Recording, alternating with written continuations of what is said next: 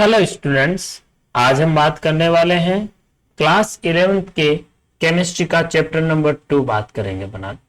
और आज हमारा चैप्टर रहेगा यहाँ चैप्टर नंबर 2 है structure of atom. Structure of atom, atom के बारे में हम ऑलरेडी हमारी जो 6, 7, 8, 9, 10th स्टैंडर्ड की जो क्लासेस होती है उसमें हमने एटम के बारे में काफी पढ़ा है कि जो एटम है वो कुछ इस शेप का होता है। इस शेप में इसके जो सेंटर होता है यहाँ पर प्रोटॉन प्लस न्यूट्रॉन जो है ये प्रेजेंट रहते हैं, और इसके बाहर जो ऑर्बिट्स होते हैं उन ऑर्बिट्स में जो है वो इलेक्ट्रॉन मौजूद रहते हैं जो कि इसके सराउंडिंग सेंटर के सराउंडिंग जिसे न्यूक्लियस कहा जाता है के चारों चक्कर लगाते हैं। तो ये हमने एटम के बारे में पढ़ा था। आज हम इसके बारे में कंप्लीटली डिस्कस करने वाले हैं। इसके बारे में कौन कौन से थ्योरम गिवन है, कौन कौन से साइंटिस्ट ने इनके बारे में कुछ पता लगाया है, इलेक्ट्रोमैग्नेटिक वेव के बारे में पढ़ने वाले हैं, जो लाइट है उसकी डुअल नेचर पढ़ने वाले हैं। तो काफी बहुत सारी इंपॉर्टेंट चीजें इसमें हम आज पढ़ने वाले हैं। तो स्टार्ट करते हैं। आज हम डिस्कवरी ऑफ इलेक्ट्रॉन, आज हमारा टॉपिक रहेगा mainly discovery of electron. Electron की जो डिस्कवरी है वो कैसे हुई, और उसके बाद में हम आगे पढ़ेंगे कि प्रोटॉन और न्यूट्रॉन की डिस्कवरी कैसे हुई।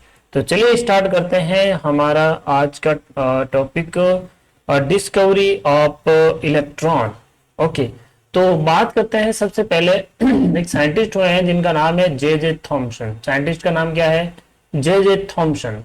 ठीक है, J Thomson carried out an experiment by taking gas at low pressure of 0.01 mm of Hg in a discharge tube। देखिए यहाँ एक वर्ड आया है डिस्चार्ज ट्यूब। ये डिस्चार्ज ट्यूब क्या है इसके बारे में भी बात करेंगे। तो डिस्चार्ज ट्यूब जब बात आई गई है तो मैं आपको बता देता हूँ, थोड़ा सा डायग्राम पे नजर डालेगा। यहाँ पर आपको देखिए ये ट्यूब दिखाई दे रही है, ये ट्यूब, ये ना, ये ट्यूब। इस ट्यूब का हम नाम क्या दे रहे हैं? डिस्चार्ज ट्यूब नाम दे रहे हैं। ये ट्यूब हमारी क्या हो जाएगी? Discharge tube. तो इस ट्यूब के अंदर प्रेशर जो है वो कैसा रखा गया है? इसके अंदर प्रेशर रखा गया है लो प्रेशर। कैसा प्रेशर? लो प्रेशर रखा गया, पहली बात। दूसरी बात, कितना रखा गया है? और ये प्रेशर रखा गया आपके 0.01 mm ऑफ Hg। आप सभी जानते हैं Hg का मतलब मरकरी होता है, और जो प्रेशर होता है उसको mm ऑफ Hg में हमेशा काउंट किया जाता है। तो डिस्चार्ज ट्यूब क्या होती है? आगे बढ़ते हैं। A discharge tube is a long glass tube having two metal plates connected to the oppositely charged poles of a battery। ये क्या है? ये एक लॉन्ग ग्लास से बनी हुई होती है, लॉन्ग ग्लास ट्यूब होती है, लॉन्ग ग्लास ट्यूब। तो ये देख रहे हो आप, ये देखो, ये लॉन्ग ग्लास ट्यूब है। This is a glass tube. Okay, this is glass tube. Okay, दूसरी बात, इसके अंदर टू मेटल्स के इलेक्ट्रोड होते हैं, प्लेटें होती है, जिसको प्लेट्स बोला। यहाँ एक वर्ड आया प्लेट्स। प्लेट्स का मतलब हम आगे अभी कहेंगे, दिस इज इलेक्ट्रोड। ओके, तो ये प्लेट्स कहाँ हैं? ये देखो, ये रही वो प्लेट्स। एक प्लेट ये है, पहली प्लेट ये है, और ये दूसरी प्लेट जो है ये रही दूसरी प्लेट। तो कितनी प्लेट है? 2 प्लेट है। ये दोनों प्लेटें किससे कनेक्टेड है? देखिएगा आगे जाके बैटरी से कनेक्टेड है। यही वर्ड आया, ये हाई वोल्टेज से कनेक्टेड है। ये जो प्लेट है ये भी हाई वोल्टेज से कनेक्टेड है। इधर प्लस है और दूसरी तरफ जो है वो माइनस सिरा होगा। Okay, charge poles of a battery. These metals plates are called cathode. Okay, देखिए इसमें 2 चीजें आई, एक आता कैथोड एंड दूसरा आता एनोड। अब यहाँ बड़ी सिंपल सी बात है, जो माइनस होता है, माइनस वाला सिरा जो होता है बैटरी का उसे कहा जाता है कैथोड, और जो प्लस वाला सिरा होता है बैटरी का उसे कहा जाता है एनोड। बिल्कुल सिंपल सी बात है। बैटरी का माइनस वाला सिरा कैथोड और प्लस वाला सिरा जो है वो क्या कहलाता है? वो कहलाता है आपके एनोड। तो कैथोड और एनोड ये क्या है? ये 2 इलेक्ट्रोड है। Application of high voltage result in ionization of gas by injection of a negatively charged particle while which were named as the electron। हमने क्या किया? यहाँ पर हाई वोल्टेज दिया। क्या दिया गया? हाई वोल्टेज दिया गया।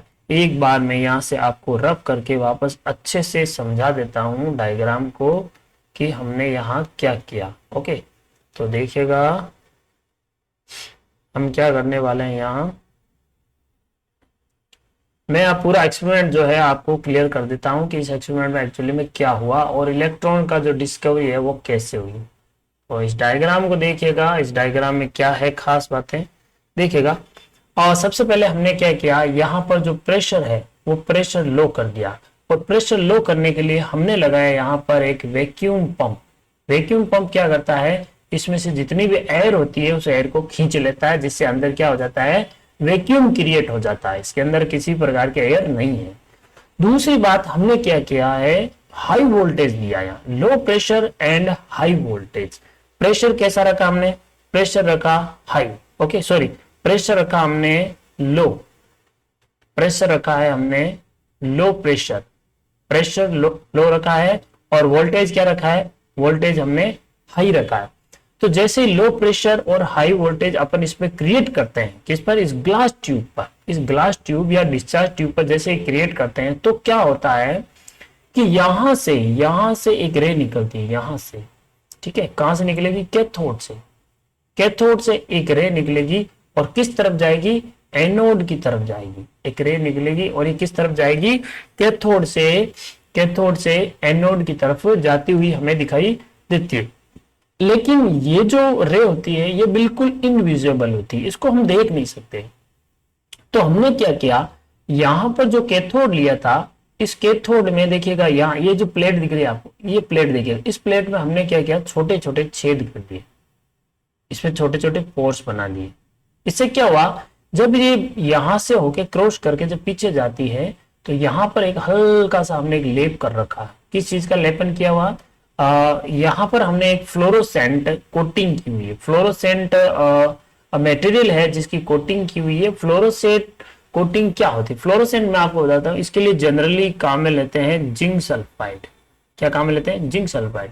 इसका क्या वर्क होता है कि जब जिंक सल्फाइड पर कोई भी पार्टिकल आके टकराता है, तो जिंक सल्फाइड हल्का सा ग्लो करता है, एक इसमें चमक उत्पन्न होती है, एक ग्लो उत्पन्न होता है, ठीक है। जिससे क्या होगा कि हमें पता चलेगा कि यहाँ कैथोड से कुछ आया है और यहाँ एनोड पर आकर टकराया है, ठीक है।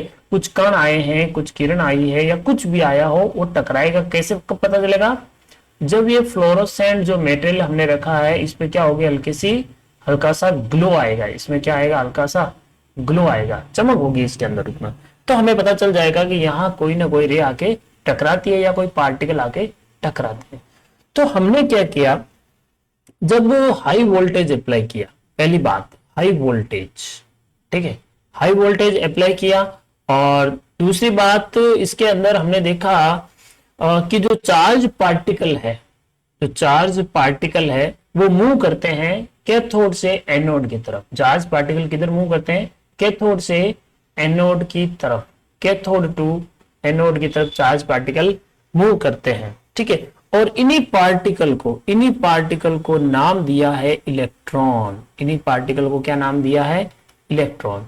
जे थॉमसन ने इलेक्ट्रॉन की खोज की है, the discovery of electron by J Thomson. Because यहां पर जो हम ये कैथोड रे देख रहे हैं, अच्छा एक चीज और ध्यान रखिएगा, इस रे का नाम भी कैथोड रे रखा गया, बिकॉज ये कैथोड से प्रोड्यूस होती है और जाके कहां मिलती है, एनोड में, इसलिए इसका नाम रखा गया cathode ray. These particle originate from cathode ray। ये जो रे निकल रही है यहाँ, इसका नाम है कैथोड रे, यहीं से ओरिजिनेट हुए हैं ये पार्टिकल, इसीलिए इस रे का नाम रखा गया है कैथोड रे, कैथोड रे। और इसी कैथोड को जब आगे एनालाइज किया गया तो पता चला कि छोटे छोटे पार्टिकल से बनी हुई है, और इन्हीं पार्टिकल को हमने क्या नाम दे दिया, इलेक्ट्रॉन दे दिया। अब इलेक्ट्रॉन पर जो आवेश होता है, जो चार्ज होता है, वो चार्ज माइनस होता है, इसीलिए इलेक्ट्रॉन किस तरफ मूव कर रहे हैं, आप खुद देखो, ये प्लस की तरफ मूव कर रहे हैं, इधर देखिएगा एनोड की तरफ मूव कर रहे हैं, ओके। तो इस प्रकार हो गई इलेक्ट्रॉन की खोज। तो सबसे पहली बात इसमें क्या ध्यान रखनी है आपको, यहां हम डिस्चार्ज ट्यूब लेते हैं, इसके अंदर हम हाई वोल्टेज लगाएंगे। दूसरी बात, इसके अंदर प्रेशर जो होगा वो बहुत लो प्रेशर करेंगे, हाई वोल्टेज लो प्रेशर। और यहाँ जो एक कैथोड रे निकलेगी, इसी कैथोड रे को हम एक छोटे छोटे पार्टिकल से बनी हुई मानेंगे और उसी पार्टिकल को हम नाम देंगे इलेक्ट्रॉन। और ये रहा इसका प्रॉपर डायग्राम। तो ऐसे आपको ये इलेक्ट्रॉन की डिस्कवरी ऑफ इलेक्ट्रॉन के बारे में पता करना। ओके, और ये आप कंप्लीटली अपनी नोटबुक में भी नोट डाउन करते रहिए ताकि आपको ये आसानी से लर्न कर सके। अब देखिए नेक्स्ट टॉपिक जो है वो हम पढ़ने वाले हैं charge to the mass ratio of electron. Charge to the mass ratio of electron.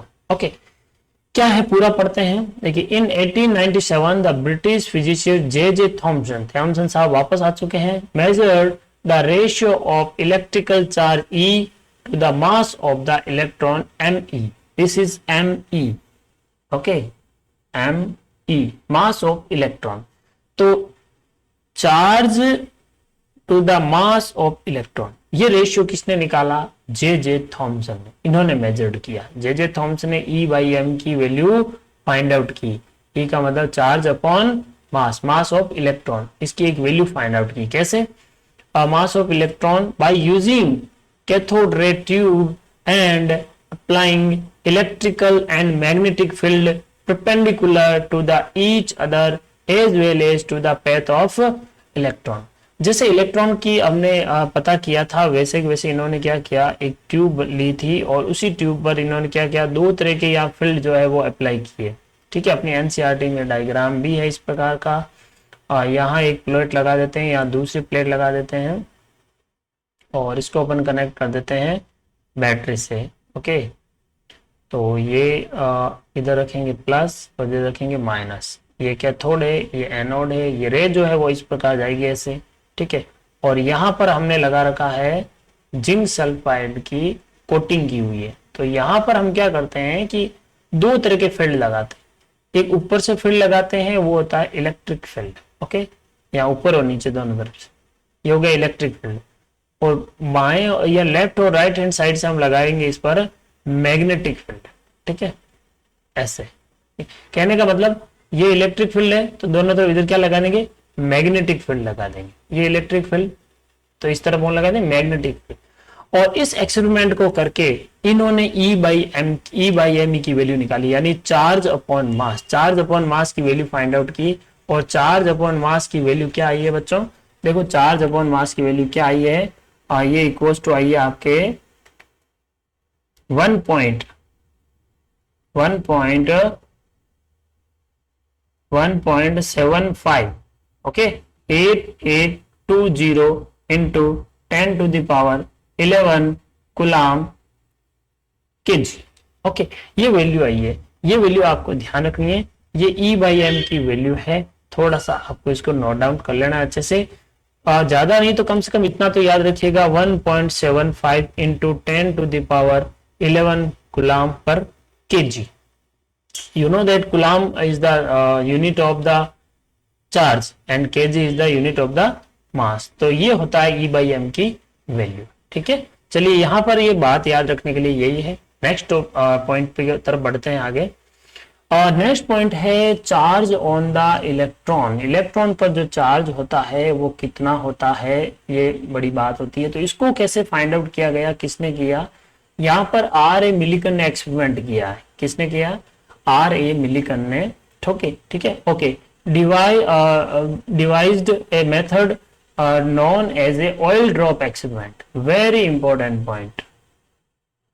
Charge on electron कौन से मेथड द्वारा पता किया गया? तो वो है ऑयल ड्रॉप एक्सपेरिमेंट। ये हमारे एनसीईआरटी में है, कोई खास समझने के लिए आप चाहें तो पढ़ सकते हैं, but according to the exam उस पर्पज से तो ये है नहीं, इसलिए अपने बिल्कुल शॉर्ट में वर्क कर रहे हैं अपन।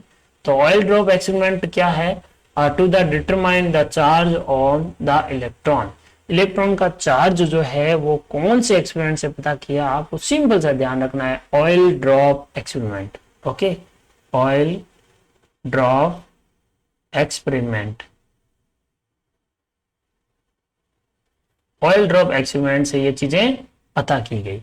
तो यहां पर जो चार्ज आता है इलेक्ट्रॉन का चार्ज आता है माइनस, देखिए minus 1.602176 into 10 to the power -19 coulomb, -19 coulomb, ये हमें चार्ज मिलता है। हम इसको शॉर्टकट में लिखते हैं 1.6 इंटू 10⁻⁻19 कूलम, वही माइनस, बिकॉज ऑफ इलेक्ट्रॉन पर चार्ज कैसा होता है, माइनस, इसीलिए यहां हमने क्या लगाया है, माइनस, नेगेटिव चार्ज होता है। ओके, तो हमने जब यहां पर हम चार्ज पता कर लेते हैं इलेक्ट्रॉन का, जब इलेक्ट्रॉन का चार्ज पता कर लेते हैं तो अब हम क्या पता कर सकते हैं, अब हम इलेक्ट्रॉन का मास भी पता कर सकते हैं। कैसे पता करेंगे, देखो बहुत सिंपल है, mass m equals to E upon m, E upon me, E upon me,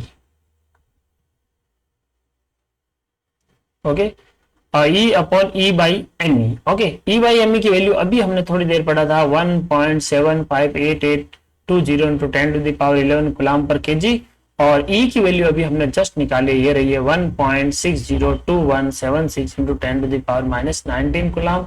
और जब इसकी कैलकुलेट करते हैं तो हमारे पास जो वैल्यू मिलती है वो हमें मिलती है 9.1094 इंटू 10⁻⁻31 kg, ये वैल्यू हमें प्राप्त होती है। हम इसको शॉर्टकट में क्या लिखते हैं, वैल्यू को कम करते हुए 9.1 इंटू 10⁻⁻31 kg, हम ये ध्यान रखेंगे। अब हमें दो चीजें पता करनी है, ध्यान रखनी है। एक पहली बात कि यहां पर इलेक्ट्रॉन पर चार्ज कितना होता है, तो 1.6 इंटू 10⁻⁻19 कूलम। दूसरी बात, मास ऑफ इलेक्ट्रॉन कितना होता है, इसके लिए आप ध्यान रखना 9.1 इंटू 10⁻⁻31 kg। ये दो चीजें आपको इसमें ध्यान रखनी है। ओके, आई होप कोई प्रॉब्लम नहीं आएगी। नेक्स्ट टॉपिक की ओर बढ़ेंगे हम नेक्स्ट क्लास में। तब तक के लिए गुड नाइट, टेक केयर।